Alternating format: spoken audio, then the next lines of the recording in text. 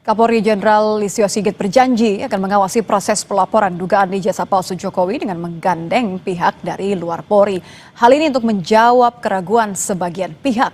Usai Bareskrim mengumumkan hasil lapor ijazah dan skripsi Jokowi. Kita akan bahas bersama dengan kuasa hukum tim pembela ulama dan aktivis Ahmad Khozinuddin dan Sekjen Pradi Bersatu sekaligus pelapor Roy Suryo CS, Ade Darmawan. Selamat sore Mas Ade, selamat sore Bung Ahmad.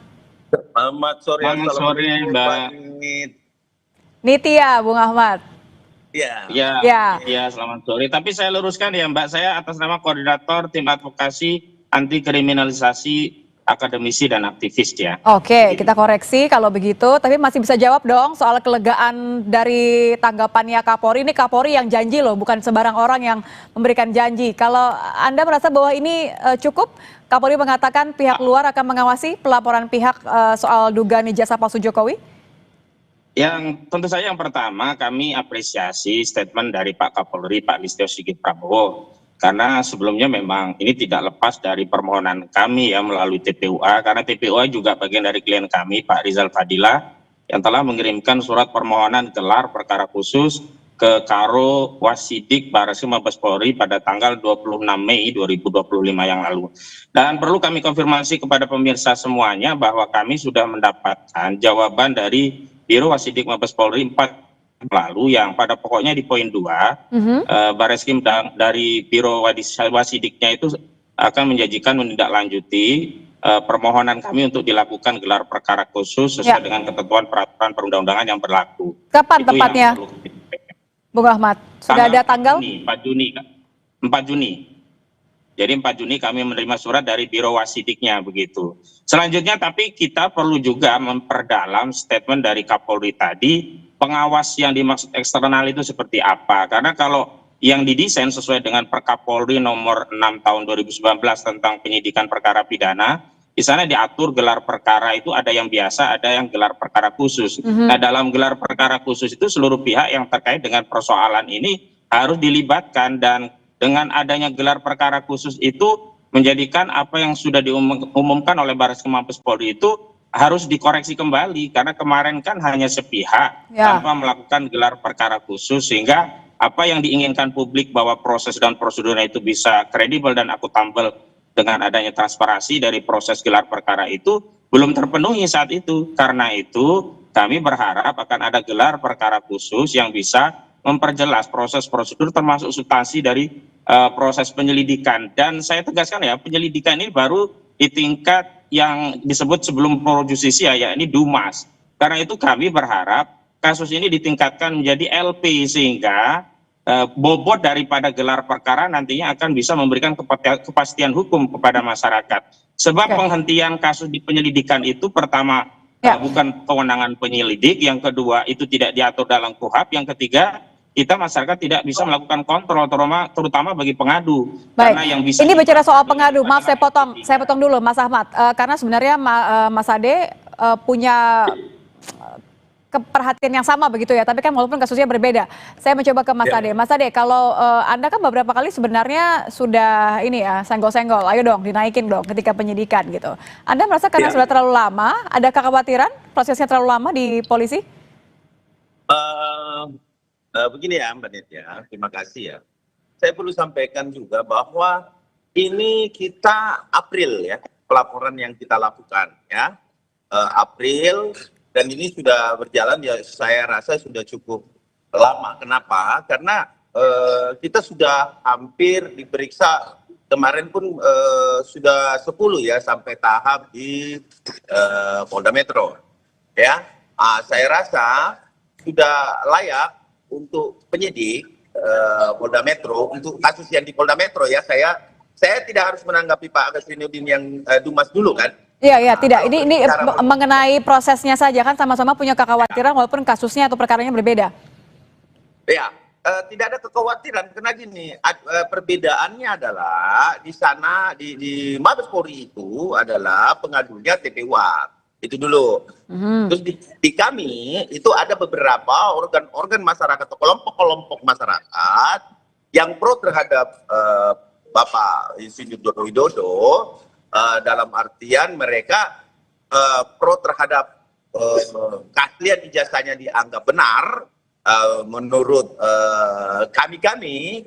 Kenapa? Karena kita meyakini apa yang ada dalam peristiwa pada saat Mabes Polri sudah mengeluarkan lab cream. Artinya institusi resmi sudah menyampaikan bahwa ini sudah diuji forensik, ya. Terus kemudian uji kertas dan lain sebagainya. Kemudian kami beranggapan bahwa saya juga menyampaikan kepada PMJ untuk PMJ memasukkan ya hasil lab itu ke dalam keterangan-keterangan kami atau saksi-saksi yang ada atau pelapor itu dijadikan satu bahan pertimbangan di Polda Metro agar bisa segera melakukan ya. Biasanya sih Mbak Nitya, kalau di kepolisian itu ada gelar perkara khusus seperti yang disebutkan tadi rekan saya Pak Ahmad Kusnudin, itu benar ada gelar perkara khusus, ada gelar perkara biasa. Okay. Gelar perkara internal itu untuk menyenaikan sidik. Nah, makanya saya mendesak kepada karena Anda merasa bahwa sebenarnya bukti-buktinya sudah cukup gitu ya? Oh, sudah cukup firm, dan ini rangkaian peristiwanya yang kita laporkan itu semuanya kita sudah menyerahkan alat bukti, dan sudah PMJ juga, Polda Metro juga sudah memeriksa ahli. Sisa gelar perkara internal, ya perkara internal kemudian dinaikkan sidik. Nah, itu yang kami desak. Jadi pola pemeriksaannya itu jangan berlarut-larut lagi, menunggu instruksi atau apa lagi. Nah, silakan berjalan nanti. Kalaupun misalkan sudah naik ke tahap penyidikan, kalau itu teman-teman seperti Pak Mahfuz ini mengambil upaya-upaya hukum lain untuk dalam rangka pembelaan atau membantah dalil-dalil atau alat bukti yang kami berikan, tentunya tidak bisa lanjut juga ke pengadilan, dia bisa di Oke, kita tahan dulu di situ, Mas Ade. Gitu. Ya, kita tahan dulu di situ. Artinya Anda merasa bahwa ini sudah cukup, apalagi yang ditunggu gitu kan. Tadi Anda juga mengatakan hampir diperiksa, tapi sampai sekarang juga belum. Saya kembali ke Bung Ahmad. Bung Ahmad, kalau tadi kan sempat sudah ada tanggal 4 Juni ya, Anda katakan ya. Tapi sudah ada info atau kepastian dari Bareskrim soal kapan tepatnya gelar perkara khusus ini akan dilakukan? Nah, itu yang belum kami dapatkan, itu yang kami sedang tunggu dari Bareskrim, dan kami bukan hanya ingin gelar perkara khusus. Dalam surat yang kami kirim, kami juga menyiapkan 2 ahli yang bisa dijadikan bagian dari proses gelar perkara, yakni Dr. Rizwan Syahdipa dan Dr. Rosuryo dalam perkara gelar perkara yang kasus di Bareskrim. Itu yang pertama. Yang kedua, saya ingin tanggapi di Polda Metro Jaya.